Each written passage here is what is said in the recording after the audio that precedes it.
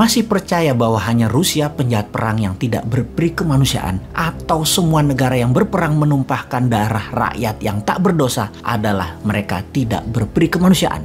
Rusia sejak bubar Soviet menginvasi Georgia, Chechnya, Crimea, dan terakhir saat ini adalah wilayah Donbas. Apakah jadi ambil 100% Ukraina? Kita lihat saja nanti. Namun dibanding Amerika, dalam kurun waktu 75 tahun selepas Perang Dunia Kedua, lebih 80 negara diinvasi oleh Amerika. Hingga saat ini masih banyak yang mereka invasi.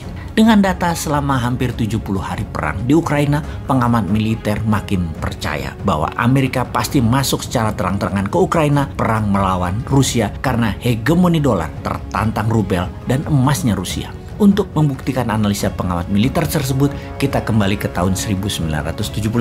Di tahun 1971 adalah tahun bersejarah dunia bagi ekonomi dunia. Salah satunya mungkin kita di Indonesia bisa mengingatkan catatan ekonomi di tahun tersebut, di mana $1 kurang lebih nilainya adalah Rp375 dan 50 tahun kemudian, atau nilai dolar saat ini sekitar 14.500-an atau melemah 3.800%. Benar gitu ya, melemah 38 kali. Kemudian sekedar membandingkan dengan cara bernegara kelolaan ekonominya yang sudah 6 presiden sejak tahun 1971 hingga saat ini, belum ada tanda-tanda penguatan mata uang rupiah terhadap mata uang kuat dunia. Apakah kalau kita ganti presiden di tahun 2024, 2029, 2034, 2039 dengan ilmu sekolahan yang sama dan mengikuti pola yang sama akan membuat rupiah menguat? Artinya ekonomi menguat itu maksudnya ekspor naik tajam beruntun selama 10 tahun ke depan karena hasil produksinya meningkat misalnya. Mengapa di tahun 1971 tersebut menjadi tahun bersejarah bagi ekonomi? Bukan ekonomi Indonesia saja, tetapi ekonomi dunia. Kita mereview sebentar apa yang terjadi sebelum tahun 1971.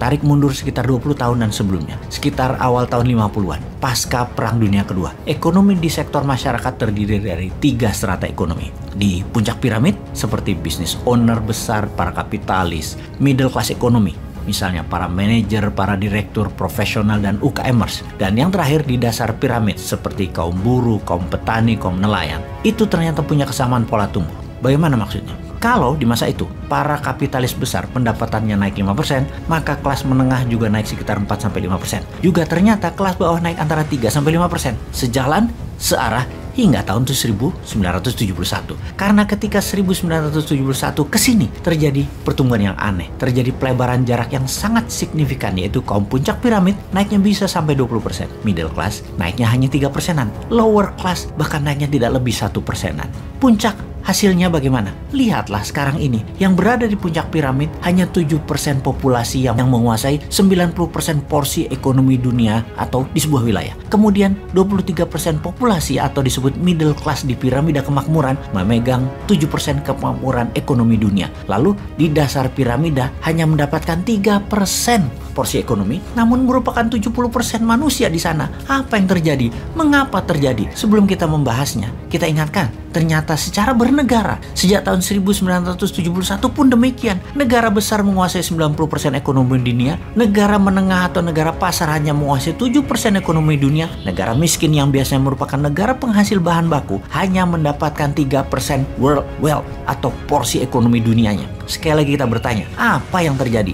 Apakah kita di kampus ekonomi selama 50 tahun terakhir tidak pernah mengajarkan hal ini? Apakah ilmu mereka di kampus jangan-jangan hanya membuat pinter dalam wacana berpikir saja, namun ilmu tersebut memang didesain bukan membuat kemakmuran yang nyata? Buktinya, di Indonesia sejak tahun 1971, Indonesia hingga saat ini masih berada di negara menengah dengan terakhir di $4.200 GDP per kapitanya. Selama 50 tahun, kita menjadi negara tengah terus. Bahkan kalau dilihat sejak 8 tahun terakhir, hanya naik 14% atau 2% per tahunnya pertumbuhan GDP per kapita Indonesia tersebut.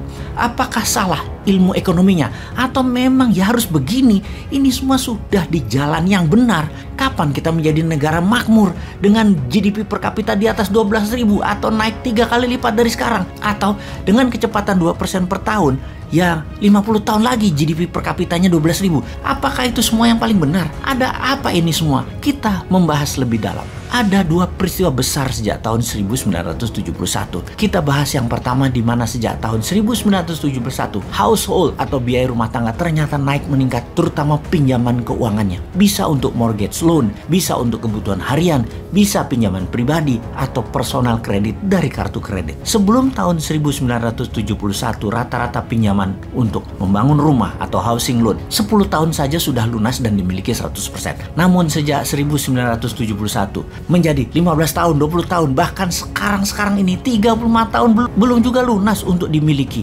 Dan itu terjadi di kaum dasar piramid. Seumur hidup mereka jadi budak uang. Diperkenalkannya personal kredit konsumtif meningkatkan daya beli produk, benar, tetapi menyicil dengan bunga tinggi, mereka jadi budak uang selamanya. Pembuatnya para kapitalis yang terima uang tunai dari Anda. Kaum dasar piramid menyicilnya seumur hidup. Sistem perbankan yang meminjamkan uang, mereka memerlukan surat berharga, surat tanah, atau kolateral berharga lainnya. Tidak membuat kelas menengah pengusaha menjadi cepat makmur karena tidak ada akses keuangan pinjaman untuk hal produktif. Namun kalau mereka pegawai malah dapat pinjaman, terutama pinjaman untuk rumah, yang mana sisanya diberikan juga untuk membeli barang-barang yang turun nilainya, seperti membeli mobil, membeli motor, yang dipastikan 95% pembelian mobil dan motor untuk konsumtif, bukan untuk niaga dan komersial, dan nilainya selalu turun tapi diizinkan untuk mendapatkan kredit. Inilah yang menyebabkan kelas menengah naiknya sedikit, kelas bawah hampir tidak naik-naik, dan membuat mereka seumur hidup jadi budak uang. Sementara kaum kapitalis dapat pinjaman produktif, para banker dapat bunga biaya uang. Dalam 50 tahun, ternyata melebar jurang kekayaan dan kemiskinan itu. Itu pun terjadi di negara-negara yang hidupnya menggunakan hutangan pinjaman bukan untuk membangun hal yang produktif. Pendapatan negara-negara tersebut yang meminjam uang tersebut hanya ada dua jadinya. Menjadi negara middle of pyramid yang naiknya 3%-an, atau menjadi negara bottom of pyramid yang naiknya 1%-an. Lalu yang keduanya bagaimana? Apa hubungannya dengan Rusia? Bentar, fahami dulu yang pertama. Terus bayangkan, kepala jangan dibawa ke negara mana-mana, terutama negara Wakanda, jangan dibawa ke sana ya.